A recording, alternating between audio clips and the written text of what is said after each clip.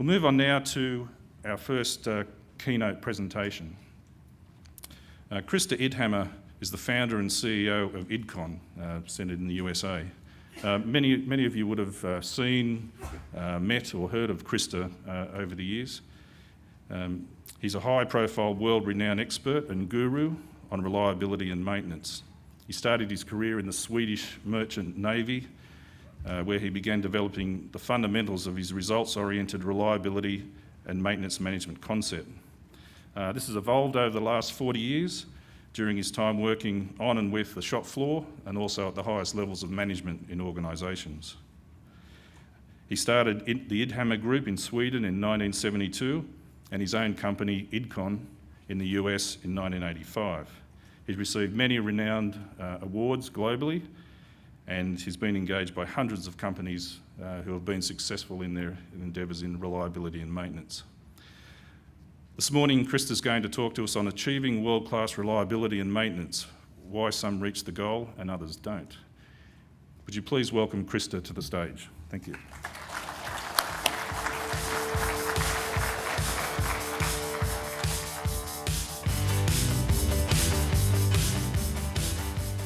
Yeah, that was Hold On Tight to Your Dreams, if you heard the music. That fits very well in here, because if you believe you are doing the right things, stick to it for the long term. That's basically my message. So, good morning. You're doing better and better on that one. And thank you very much, Lisa and your team, for inviting me here. I've been here 11 times now, and I always like to be down here. And I can tell you, all of you who are here, that this is definitely the best maintenance and reliability event in the world. Many others will say that. The way it's organized, the people you get here, the content, the speakers, and so forth, without any comparison. And I'm invited to many different events all around the world. So you're lucky to be here, and that we have, or Lisa, that you have brought this also to Perth. Why some reach the goal and others don't? Well, that's what I'm going to address here. And of course, all this is based on my own experience. I started working in this area many years ago, and you will see that background. That was 1960. I stepped on board a ship as the apprentice in an engine room. That's almost scary. Like that's 51 years ago, and I still love what I'm doing. I love what I'm doing very much. And the fact is that most of you start your journeys to improvements, but you don't reach the full potential. You don't reach the results you in most cases are capable of achieving, and that's what I want to address. And I can just draw from my own experience to say these are the things I have observed that creates that phenomenon. Okay, so what I'm going to do is a very short introduction of the company, clearing the confusion between a holistic system, the process elements and tools. That's one of the most common reasons why many organizations don't get the message across to their people. It's just confusion many times, and I will come back to that, of course. What you need to do to stay on track long term, and understand that what world-class performance is and what it looks like and how you can measure it. I will touch upon that because that will be the connection to the next presentation I will make here. And key point to take home. Okay, I'd like to start with a short introduction of IDCON. We started in United States in 1985, and before that I had my own company in Sweden that was established in 1972. And I think it's very important to have a mission. If you have, you're the head of a maintenance department, you're a maintenance manager, sit down sometimes and think, what is our mission? Why are we here? Are we here just to repair? Are we here to maintain? Are we here to deliver equipment reliability and so forth? Because that has to drive your whole philosophy. And our mission at our company is that we want to help our clients improve overall reliability. And by that, we will help you lower manufacturing, including maintenance cost. That's a very important statement, because what you want to do, of course, as a maintenance manager, to see to that equipment is running when it's supposed to run. That's what we call reliability, right? And if you manage to do that, your costs will go down. Your problem is most probably that you're more judged by the cost. It's more important for you to stay within the budget than it is to deliver results, right? And that's a tough one. I have asked maintenance managers everywhere I go, what is most important for you? Is it to stay within your budget? Preferably below the budget and lower than last year, right? Or is it to create reliability? And the answer is very often, well, as long as I just stay within the budget, I survive here. I can always explain all the other things, right? But you can't just go out there and say, well, cut the cost. And then you see what reliability you get. You have to focus on the results, and that is reliability. And that's a long-term solution, and we know that. While management, especially top management in publicly held companies, are forced many times to be very short-sighted, and therefore we are managed by the next quarter, and we have to do things that we know is not right for the long term. Because you can never, ever really just eliminate a valid maintenance job, right? Because that's what you have to do. If you're going to cut the cost, what are you going to do? The only thing you can do is to make sure all the jobs are valid, and then you can postpone them perhaps and take the risk. So there's an old saying we're in this game here, and that is never be the second. Do you see what I'll say with that, or mean with that? Never be the second. That means that if you take the job as a maintenance manager after someone else who has been cutting the maintenance cost for 2-3 years and smart enough to get out, before that, when you come in, you know that your maintenance cost will go up, right? So don't be the second. And leave, by the way, before you see the consequences of the fact that you had been forced to cut the cost. And many times, by the way, it is your own fault. Because I used to say that maintenance managers, you sit in a budget jail. And that's because you don't have a plan really on what you want to do and how much it's going to save and how much it's going to cost. You're if you don't have that, sit in that jail, right, and complain. But you don't really have a valid point to maintain or to complain there. Okay. Short about myself, 1960 to 68. I was an apprentice. I started an apprentice on board ships, and then you had to go through school and so forth. And I became a Bachelor of Engineering in Marine Engineering, and I also worked as a chief engineer on board ships. That was a very, very good school, because out there you have no one to call for. You have to operate, you have to maintain. And in fact, when I came to industry, I wondered many times, why did certain people operate and certain people maintain, right? But we know that is the way it was. And we had no contractors to call either, and you had to be very reliable. And it's pretty big equipment you had to maintain also. It's a very good school, in fact. And then I was based in Sweden, and I worked in many, many different countries, all over the world, in fact, in all kinds of different industries. So when I talk to you, my world is very much heavy equipment, heavy process industries, such as mining, concentrators, pellets, pulp and paper, power plants, and so forth, where reliability really is important, right? I kind of lose much of my argument if I don't see a revenue side from the work you do. I have worked in organizations where I remember an airport, by the way, I talked with some people, and I asked them, how much does it cost if one of the escalators is not running? And they had a long discussion, and after a while, one of them said, well, really, it doesn't cost anything. We save energy. Then I kind of lost both energy and the argument for it, right? So why maintain it? Well, we basically run to failure, and then they set up a sign that says we do preventive maintenance when the escalator is down at Fort Worth in Dallas. And they just call it preventive maintenance because it looks better. I try to argue that and go down there and talk with them and say, I think you're fixing a breakdown. Otherwise, you would do your preventive maintenance in the nighttime when we have no people here, right? Okay. In many, many, many different countries, of course. And I'll tell you something, they all believed they were unique. They all believed they were different.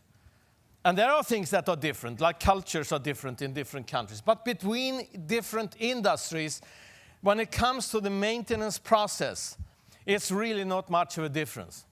It really isn't. Because equipment doesn't fail. Equipment never fails. Not really. It's the components of the equipment that fails. It's the components we maintain, right?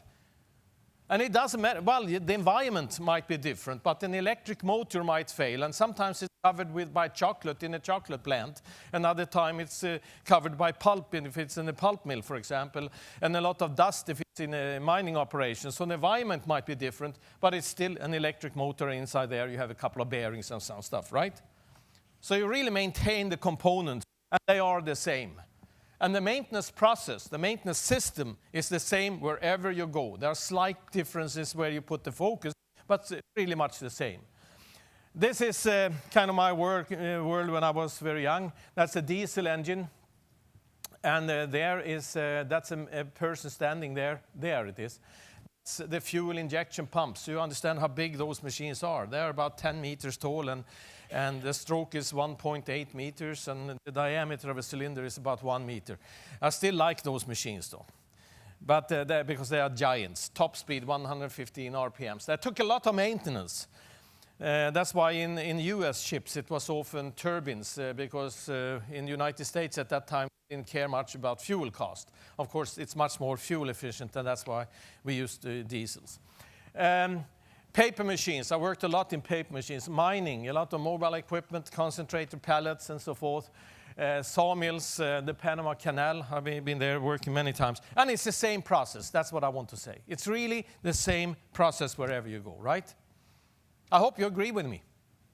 Well, if you don't, if you worked in many different plants and different settings, you know what I'm talking about. Okay, but there are differences. And those things you have to understand, because 90% of the effort you have to make to improve maintenance is about people. 90% is about people. 10% perhaps is technology. And the technology part is easy, because you can just buy it, and maintenance people love gadgets. So don't worry about that part. But to get undisciplined people to work in a disciplined system, that is the challenge. Okay, so there are, of course, cultural differences we have to understand, right? Like cultures are different. Political systems are very different. In the early 80s, I worked quite a number of times and for quite some time in China, for example, and I came to different plants. And they all looked the same. I could go into the store, and there they had all things wrapped in a special paper, numbered the same way, in the same shelves. The equipment numbers were the same. Everything was the same in many, many different plants, right? And I asked them, how come that everything looks the same everywhere? And the answer was, government told us. That's one culture. I can tell you that wouldn't work in the United States. The interference of government would not be appreciated at all, and if they told us to do something, we would most probably try to find some other way of doing it, right? It's a culture of perhaps being used to take orders and not to question orders sometimes, while others have different ones. Living standards are very different. I think that in many cases we become very lazy because we have everything. We have good salaries, we have good benefits. Many countries have 5 or 6 weeks vacation. And then we struggle to get a little more vacation or even more pay and so forth, right? We have everything. And then I work in other countries where people are very proud to have $3 an hour, and they have good benefits, and they are really proud of it, right? They are hungry. They want to improve something. They have an ambition somewhere. We become somewhere complacent. We have everything, right? That's why cultures come and go. That has happened in thousands of years in history, right? That's what's changing. But it's also dangerous, right? It's very dangerous. What more can you offer people after a while? Environmental laws are very different. Some are very, very strict. Some are very, very open about it. But it has an impact on the work, and especially you guys in maintenance, to maintain those pieces. Labor laws are very different. I was very surprised when I came to the United States that I had to advertise that I offered health care, for example. I took that for granted. I came from a culture where, of course, you have health care, right? No, that was a very, very good benefit. I even had to advertise and tell people you will have paid vacation. Well, if you come from Europe, you know everybody has 5 or 6 weeks vacation and 18 months of maternity leave. Well, you know it all, right? Hardly anyone is working, really. Still very productive. It's still a mystery. Importance of safety is very different. And there I must say that in United States, it's very, very, very good. It's very good. It's really reinforced. And perhaps it is because only 5% of the population, of the world population, lives in the United States. But 70% of all the lawyers in the world also lives in the United States. So, of course, it's business, right? But so if something happens, it's going to cost money. It's going to be very expensive. While in other countries, well, it's a fixed compensation. If you lose your thumb on your right hand, for example, it's a certain amount and you can't get more than that. Somewhere in between there might be right, but I don't go into all the lawyer stories in the United States. You know what I'm talking about. Unionization is very different, right? And I must say one thing, that I have seen the most unionized country in the world is Sweden, still today. You're almost born into a union. And I've been a union member myself because you never question it. And I have nothing against unions, you know. But it came to a point where you had to ask in many cases, who is running this company or this plant or this mine? Who is running it? You as managers or the union? And I come across that still today, you know, and that upsets me because it's poor management. That's what it is. You get the unions you deserve as managers. Perhaps not you as the individuals as such, but you inherited something, and that has to change in a changing world. And if you talk openly with the unions, they often are very okay, but many times we just don't talk and we don't open the books. We are not communicating straightforward and so forth. But it's very, very different how this is handled in different countries. Taxation rules are different, and that means that, okay, are we going to buy equipment? Are we going to invest in long-term investments, or do we have short terms of payback? In some other countries, they use much more stainless steel in their designs than they do in others, and much of this is driven by taxation rules and other things, right? Something that we can't change just overnight. Working hours are very different. Many countries have 35 hours a week. And long vacations, and many countries also have a cap on overtime. It's about 150 hours a year, I think, that is allowed in many European countries. And of course, this is driven by the unions, because less overtime, more employees, more members. That's it. And while it comes to many other countries, well, it's very common with 10, 20, 30, 40% overtime, right? And try to take that away, by the way. Recognition for work and performance is different. It's just the way we deal with people. And again, I saw a big difference in the United States. People often say, really, thank you for doing a good job today. That can be enough of recognition many times. While in other countries, well, you have a job, you should be satisfied just by having that, right? Okay, there are many differences, but best reliability and maintenance practices are the same wherever I go. They are not different. Not really. It just differs in the way you apply them, in fact. So what has changed then? I would say that technology and equipment has changed, but the basic reliability and maintenance processes are the same since the 1960s, and most probably before that. I don't know before that, but most probably way before that, it was the same, right? The only thing that has really changed is the technology, both when it comes to equipment, to material, to predictive maintenance tools and so forth. But all of these technologies existed 50 years ago. Vibration analysis existed, infrared existed, acoustic emission existed, all of them existed. It's only that they are much, much cheaper today, much affordable, and smaller and more reliable, right? That's the only difference. That's the only difference, really.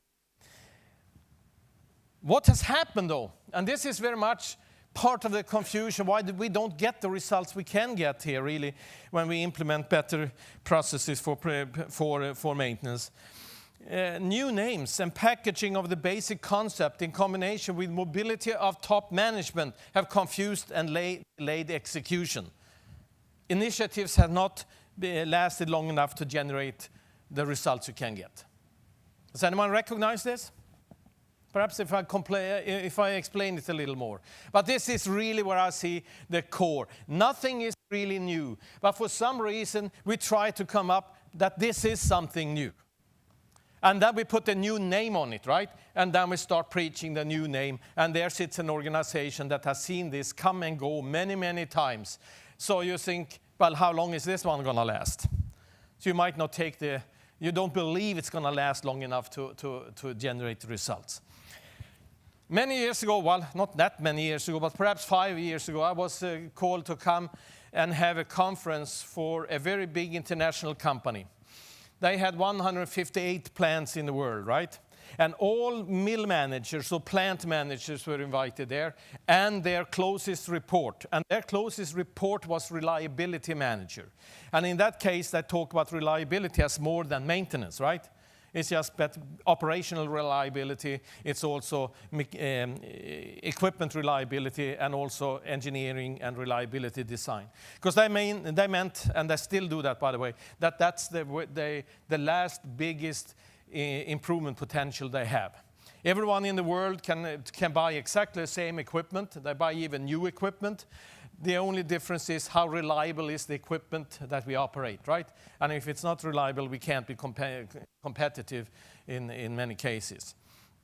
So I was told that before you come here, remember one thing. All the attendees here have read the book Good to Great by Jim Collins. Have anyone read that book? Good to Great, okay. And Krista, you have to read it, and your whole presentation has to be based around that. And I thought, well, gosh, do I have to change now? I never changed for many years, right? Because I thought many times that, hey, I'm in a plant somewhere, and I talk to some planners and supervisors and others, right? Because that's where all the results have to happen, right? Otherwise, if it doesn't happen there, it hasn't happened yet. And I get exactly the same questions now as I did 50 years ago. Exactly the same questions. What is the role of a planner? What should a supervisor do? And there was a period of time when you thought that you didn't need supervisors. Well, heaven forbid, you're going to screw up if you don't have good supervisors. We had to realize that. You might call them coordinators, you might call them team leaders, whatever, but these are very important people, right? So I thought, well, you have to change, Krista. Your message, is it old now? My wife often says, she's Italian, French, she often, the first word she taught me was testadura. Do you know what testadura means? Well, hard-headed, stubborn. So I said, thank you. I was very honored. Of course. Yeah, I'm goal-oriented. As long as I believe this is the right thing to do, I'll stick to it, right? Well, in that book, he compared, I think, 1,600 different companies. It was a lot of companies. And look at great companies that compared with good companies compared to great companies. And there were not that many great companies, but what did they have in common? They were hedgehogs, not foxes. And he meant that the foxes, they had a management style where they jumped from this concept to that concept to that concept, very visible and so forth, while the successful companies that were hedgehogs, they had decided that this is what we are good at, this is what we believe we can do, and then we stick to that, and we do it better and better and better and better, right? So thank you, Jim Collins. I'm a hedgehog. I still believe in those principles before someone else can convince me there is another thing that is out there that I don't know about, that you have to always be open for. So what has happened here, if you're not a hedgehog? Well, perhaps 20 years ago, whatever time, if you think back in your plants, somebody came in and talked about planned maintenance, perhaps, or that's where you're going to do the effort. And you saw an improvement then, and then it faded away. Okay? Well, someone else came in and said, no, we need to look at preventive maintenance. And what is that? Well, it's everything from fixed time maintenance to condition monitoring and so forth and so forth. We need to do inspections and combine that, and we need to schedule work. That was the big buzzword. And you saw some improvements, and it faded away, right? Well, then somebody said, no, we need to combine all these things. And again, another effort. And okay, we saw a rise, and then it faded away. And then it started to accelerate, really. Then we start talking about TPM, and then RCM, and then 5S, perhaps, Sigma. Do they have more? Asset management. I don't understand why we call it asset management, by the way, because if you advertise for an asset managers in the Wall Street Journal, not many maintenance managers would apply for that. Even I saw some advertising just the other day. I think it was Alliance, RCM. Well, if you look at RCM, it means Reinberg Capital Management or something like that. And it deals with capital management, right? Which is much more than asset management, of course. But fine, we have a new name and we use it, so that's fine. Go with it.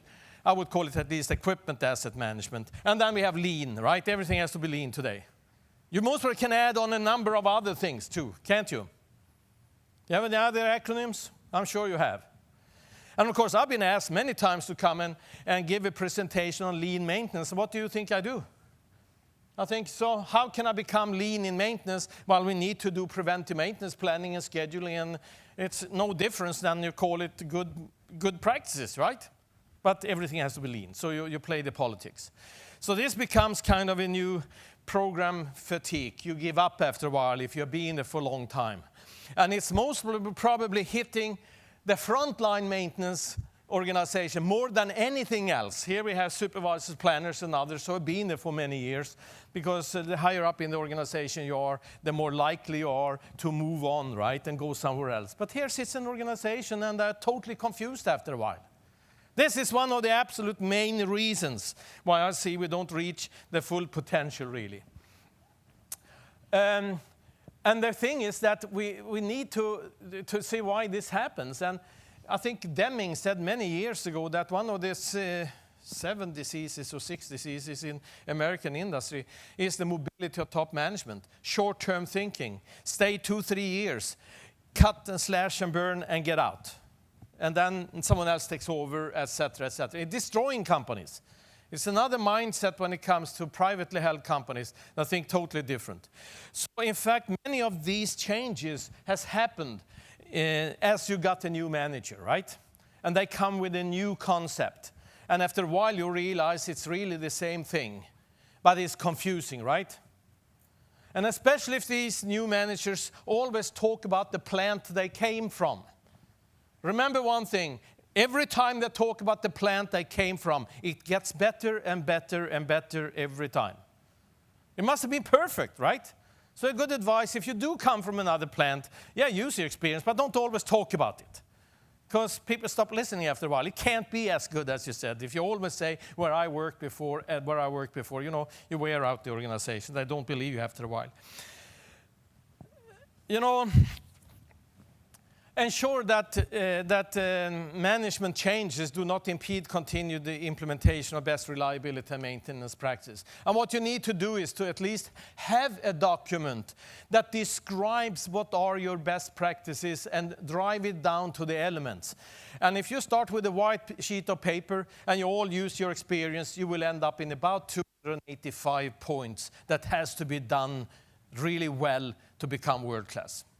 That's in my next presentation. I don't go into the details there, but it comes down to things like the right things to do is to plan work before you schedule work, right? Common sense. That you need to have an alignment standard and do that well. That you need to do lubrication well and do that right. That you filtrate your hydraulics and keep it cool. I mean, this is just common sense stuff, all of it. And then you can call it whatever you want. But remember that 67% of plants have had more than 3 plant managers in the last 10 years. This is from our data that where different people have just answered, right? So I think it's 200-300 plants that have answered, right? And 66% of plants have had more than 3 production managers. And 62% of plants have had more than 3 maintenance managers. And all these people don't stop at or finish or leave at the same time. I mean, they can. It's a lot of rotation on this position. And if all of them come in with a new idea on how to run that plant or that maintenance organization or operations, whatever, it can be pretty confusing. So the best organizations I've seen, they have a document. I might call it our reliability best practices or something, and that is what you have to follow. If you are hired here as the maintenance manager, these are the right things to do. You need to stick to them. Don't change them. We are not going to change them. You can use your experience to do them better and better. That's another story, right? But this goes on in many organizations, and you need to see to that you get the systems and practices to the front line because they are less likely to change as frequently as managers on a higher level.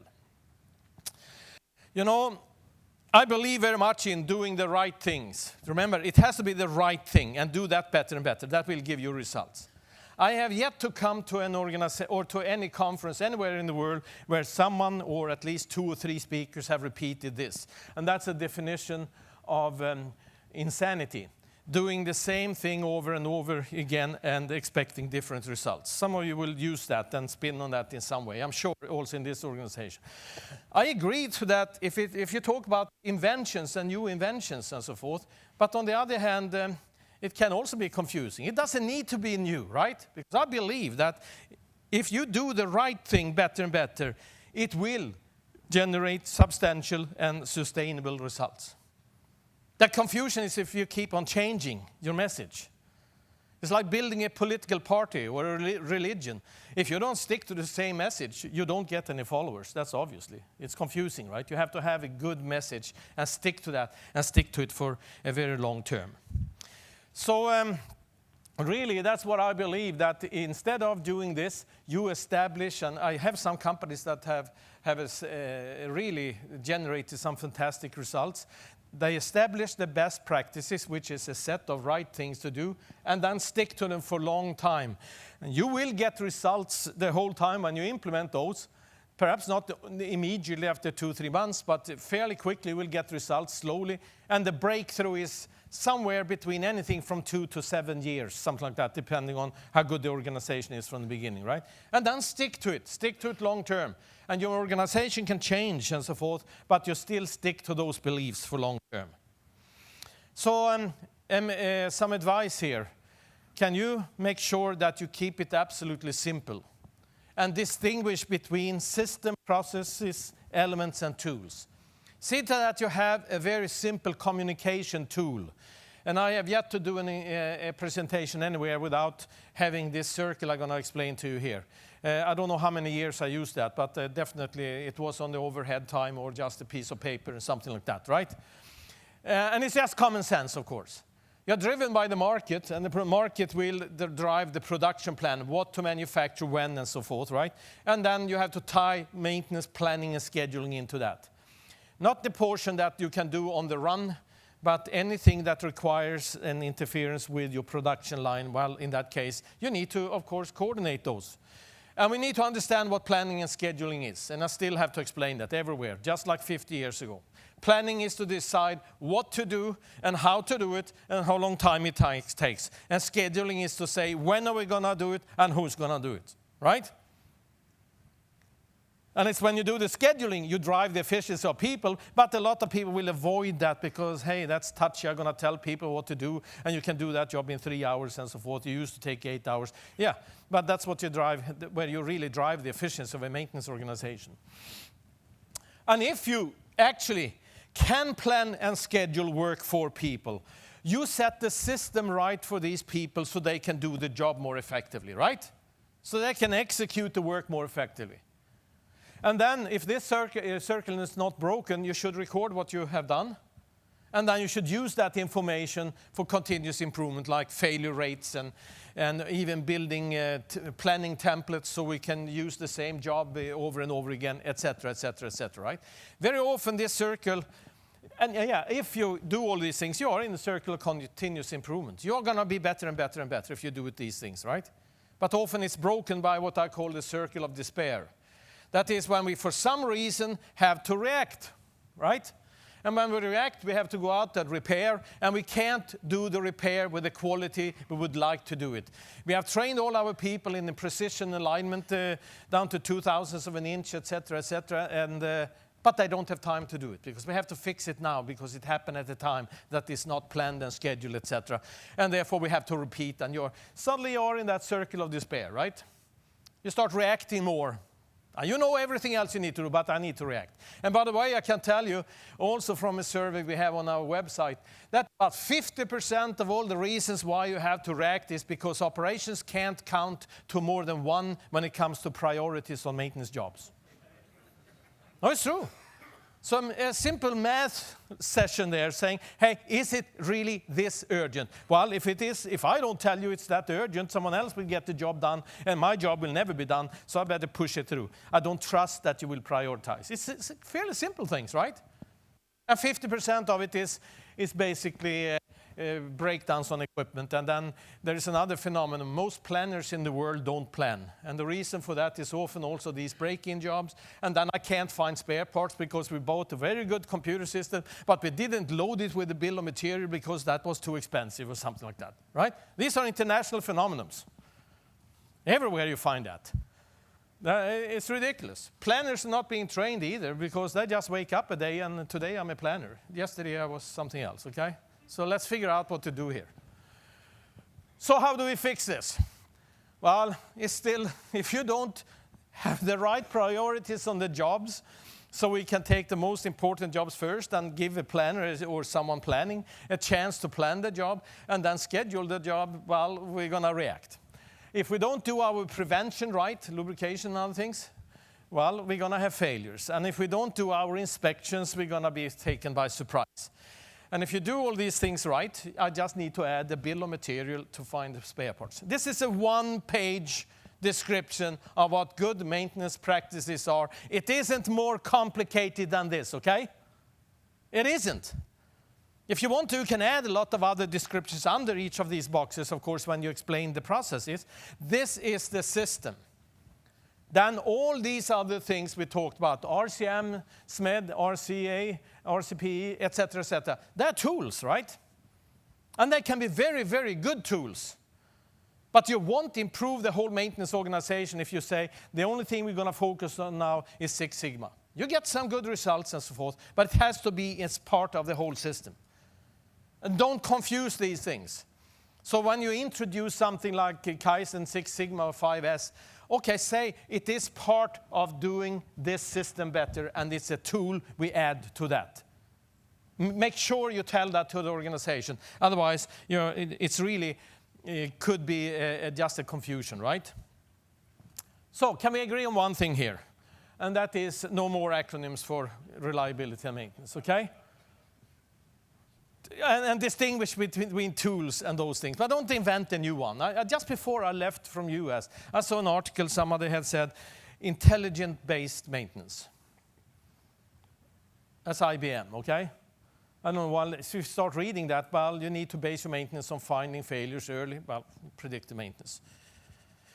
I can just assure you that if you do these things right, like you prevent, you inspect, you prioritize right, and then you plan the work, because you're giving someone a chance to plan the work, and there you need your bill of material. And then you see to that you do schedule work. Perhaps for shutdowns you do this extremely well, but also on a weekly basis you have a forecast, and on a daily basis at 11 o'clock you freeze the schedule for tomorrow. And if people could stick to that schedule to 90% of the time tomorrow without interruptions, I promise you, people will execute work better and better and better, and with a better quality and a better satisfaction, etc. If you do these things better and better, you will get results. I guarantee you that. And I've done projects based on the fact we guarantee you that you will get results if you do these things. If you don't, you're not going to get the results. And the results will be increased reliability and a lower cost. So don't keep it simple, please. Ask yourself if you are truly improving or just making plans. This is a lot of politics here, right? We all know what we need to do, and the only difference I see is that the best performers actually do it. It's all about execution in the front line, right? I don't think you will sit here and learn something you didn't know before. We all know it. We all talk about it. We all preach about it, right? You need to get someone into your organization with a foreign accent, a briefcase, and they have to come from overseas for some reason, and they have to have a briefcase, okay? And tell you what you already knew, and someone will listen. Now, I know that. That's a role of a consultant many times. We are catalysts, okay? We're not a part of the political system, so nobody needs to be offended because the wrong person came up with the idea. You know it all. It's all these organizations. But sometimes I wonder myself. All improvement initiatives must be executed by the frontline organization. Until they do, you have no results. So we can come up with all these plans, all these nice PowerPoint presentations, and a lot of managers do that. And as long as you don't have the frontline doing something different, you haven't got any results, right? Frontline organization includes planners, frontline leaders, operations coordinators, craftspeople, and operators, and there might be some others. That's where the improvement has to take effect. As a manager, you can only achieve results through these people. If it doesn't happen there, it hasn't happened yet, okay? You know, I call it often the illusion of improvement. I hear things like, we have done an audit and documented a detailed improvement plan. Fine, that's good. But if it stops there, you just wasted money. You just wasted money. I don't know how many of these I've done myself. And it really upset me. And I don't see it, so I do it in a different way today. I don't like to write the report, and I know no one will take action. We have benchmarked ourselves to other plants, and we are good. Well, first of all, how do you know that the plant you benchmarked with was that really that good? And remember one thing, if you start thinking that you're very good, that's the enemy of becoming better. And we just have to become better and better and better. It's just a way to survive. We just started a new program. Yeah, that's fine if you actually are implementing in the front line, right? But it's often an excuse. We have reorganized maintenance organization. Yeah, that's another illusion of improvement. If we find a central organization, well, the new manager has to decentralize it. And then you think, well, we did that 5 years ago. Yeah, but now it's something different. And then after 3 or 4 years, you have to centralize again because you understand you can't decentralize maintenance organization and be effective. Trust me. You can come and talk with me about that later. But you're going to go back. But it takes about 3 to 5 years before you can do and go back to more of a centralized, decentralized. It's a mixed organization, right? Because the one who was there as the manager who did this will not admit that they made a mistake. So you have to wait until they leave. We are looking for a new computerized maintenance management system. All of them good initiatives, right? I don't say that, but you have to follow through with it. So you hear a lot of action, but not much of execution. Yeah, I have time. So think of that. Are you taking a lot of actions, but not much execution? Are we just saying we are working on it, because just to get corporate off our back or whoever is pushing you? You need to create a culture of reliability. And then I would like just to go through very quickly. You need to know what is reliability then. And many others will talk about the definition of reliability. I'll leave that. So the only thing I'm going to talk about here is how do you measure reliability? And there are many ways of doing it. But the easiest thing is to say that in a coal mine, for example, well, I know that we have a capacity to produce this much, but today we only made this much. So if you could produce 10,000 tons, let's say so, but we only made 9,000, you had a throughput, or you had a production throughput of 90%, right? You didn't use the full capacity. Most common, if you're down to equipment, you talk about your critical piece of equipment or a process line, for example. Well, then we measure number one, quality. Quality is then, okay, of what we produced was quality number one. And how many hours were we up running? That was time efficiency. Many of you will call it availability. That is then, okay, how many hours of the scheduled hours or the necessary hours, or on a whole year, 8,760 hours, were we up running, and at what speed? We didn't reduce, we know we have a certain speed. This is the most common in many organizations. Then there's another one. I used to call it the NASCAR index. It's really a reliability index, and I call it mean time between production loss. And this is because I believe that if you're going to have a reliability culture, you need to get operations plus maintenance together in production reliability. So I never say the words production and maintenance. It doesn't make sense to me. It's like saying food and meat. Well, it's the same. Well, you know, I believe that operations plus maintenance, that is production reliability, or that is production. So together, that's production, okay? And this is very important, especially in the industries that are becoming more and more automated. And if you say mean time between failure, guess where the thought goes then to most people? Mean time between failure, MTBF. It goes to equipment, mechanical, electrical, while it's maintenance, right? So if you have a mission that says that we have a partnership between maintenance and operation, then you have to start changing everything in the organization accordingly. And that's where I used here, mean time between production loss, and I don't care if it is mechanical, electrical, instrumentation operations, we lost production, and we can't sit in a sandbox and just find out who was at fault here and point at someone and say, now we solved the problem, right? That's what a lot of people do. And then you say, what was the mean production loss? And it's fairly simple, because you can say to your organization, what we want to do to create reliability is to run as long as possible without any problems, right? But when we have a problem, we have to be prepared to fix it fast. Whether that is operational or mechanical or electric, it doesn't matter. It's a problem, right? Look at your organizations. Many organizations still look like this. Over there is operations, over here is maintenance, right? How many of you are managers of operations here? You didn't hear the question. One. Mainstream, what an opportunity you have. Because I am sure that when you hear a presentation like this and many of the others, many of you think, oh, I wish him or her were here right now. Someone, whether that is in operations, or it is in engineering, or it is your mine manager, or it is in financial, or it is any other decision maker. I'm sure about it. Because kind of we preach to the choir here, don't we? We all sit and agree here, don't we? Yeah, of course we know this stuff. Those of you who have brought a team of operations and maintenance together here, you would get much, much better results. I'm convinced of that. But often I see this is like two different silos.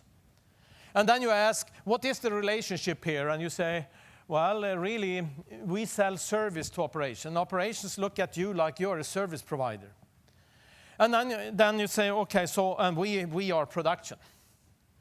And it isn't like that at all, you know, because if you really start drilling down to this and say, okay, if you think that maintenance is a service function, who is responsible for maintenance cost then?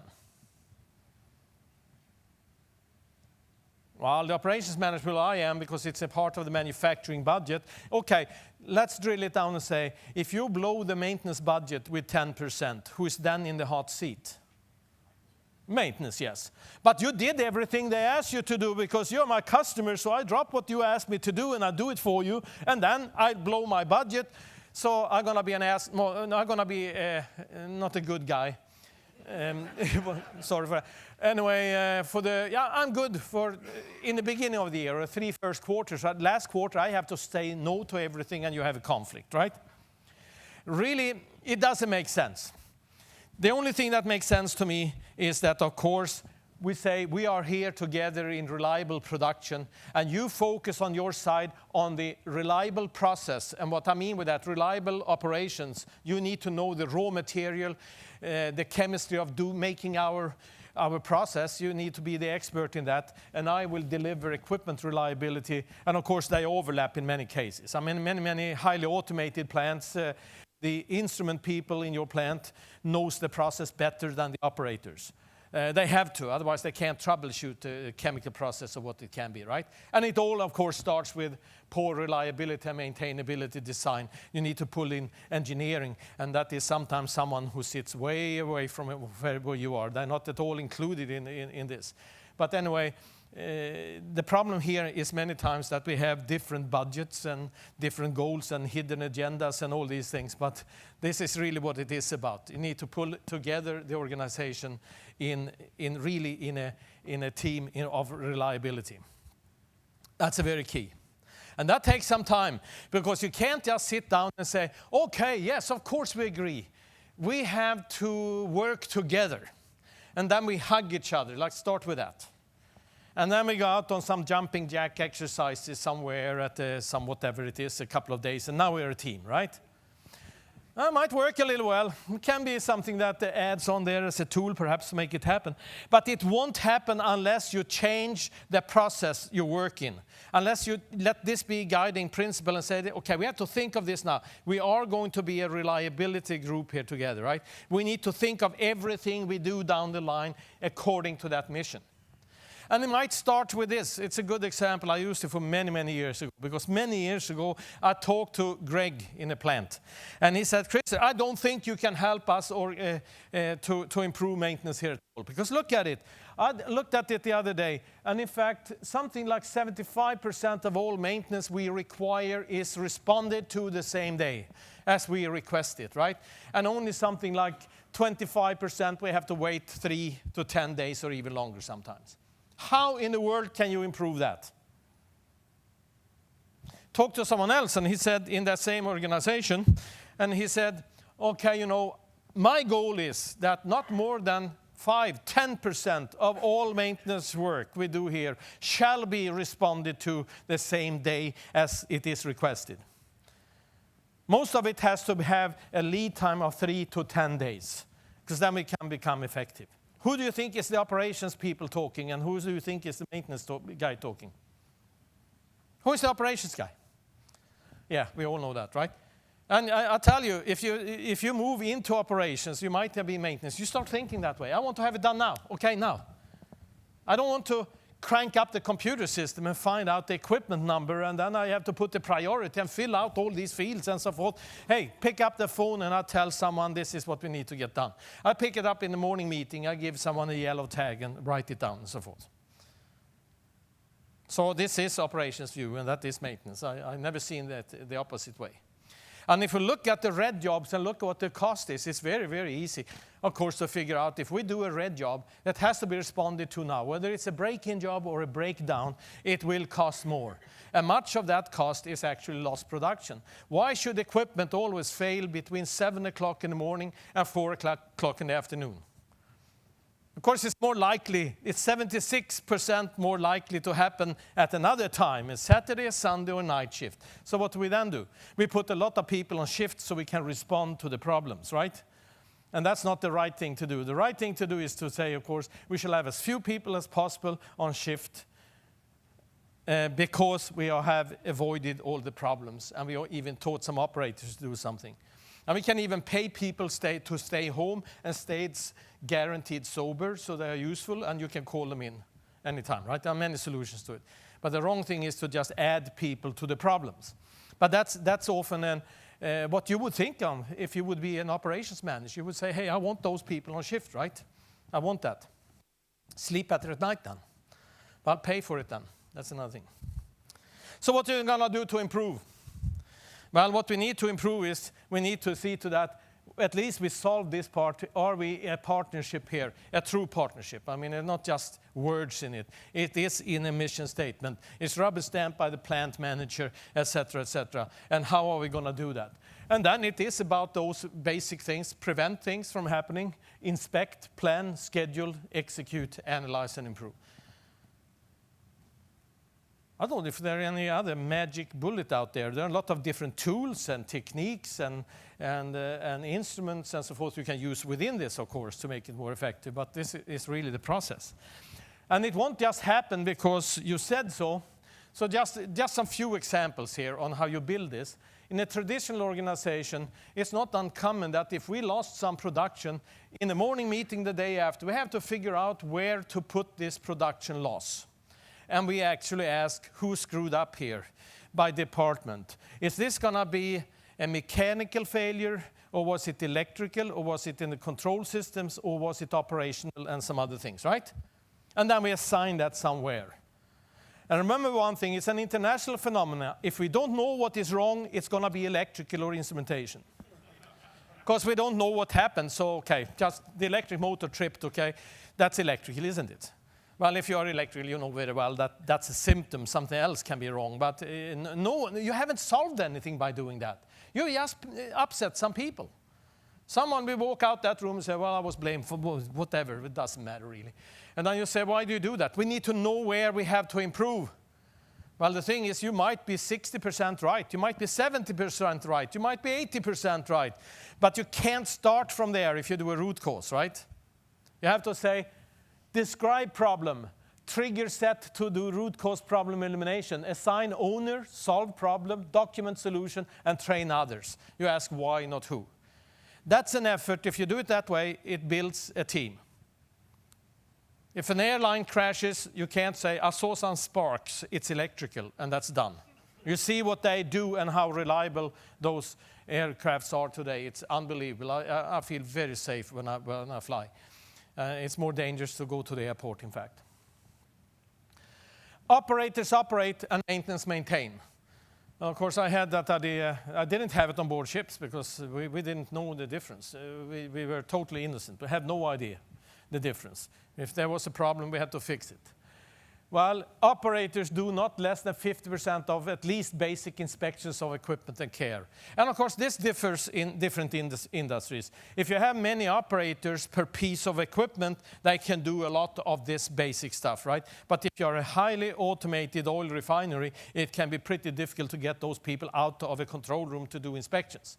That's quite obvious. But if you have many, they can definitely do this. That builds a partnership too, in fact. You kind of wipe out the borderlines. Shutdown decided by operations. Fine, we have a shutdown plan, but that can change. And I still come to many organizations where, well, it was changed yesterday, and I wasn't told. I came in here, I had contractors lined up, and well, we took it earlier, or we take it later, or whatever. And it wasn't even communicated with maintenance. It's fine to change a shutdown, but it's always a joint decision. We have to understand we do it together, and then, yes, we understand the implications of it, and this is the right thing to do. But often it's just total lack of communication, surprisingly. Operators measured by quality production volume, maintenance measured by cost. In fact, if you have a joint reliability measurement, joint manufacturing cost measurement, that's what you should have. In fact, one of the best organizations, if not the best organization I worked with, yes, they have a budget. Cost is important. But what they do is that they report the reliability improvement because it will drive down the cost. And again, it doesn't mean that you don't have a budget, right? You have that. But you have to focus on what drives cost, not just cost alone. And you come back to basic stuff, right? Like lubrication, alignment, operating practices. How do we start up a piece of equipment? How do we shut it down? Teach your operators all these things, right? And priorities set by emotions. Now here's priorities set by importance for the business. And I don't have time here now to go through that, but that is a very important criteria. Okay, so some key points to take home. Please keep it safe and simple. I say safe and simple because I've done this in so many countries in the world. And when I said keep it simple, stupid, don't say that in every country. Coming back to cultures. Because I had one guy in Nigeria, he just pointed at me and said, me stupid? I had a heck of an argument. So it's safer to say safe and simple. Clear, uncomplicated definitions. For example, planning is what and how, and scheduling is when and who. And it comes down to many of the other things you talk about daily. Make sure people understand, but please, for goodness sake, keep it simple, okay? Do not mix up systems and tools. That's a very important message because it can lead to so much confusion. So much confusion. Learn how good you are and how good you can become. And remember, as a leader, you can only get results through others. Your frontline organization will or will not deliver these results. And execute. So make sure that you at least pick up 1 or 2 or 3 ideas here. And don't just say, that was a good idea. You can all do something about it. That is the value of attending a conference like this. So thank you very much for listening. Do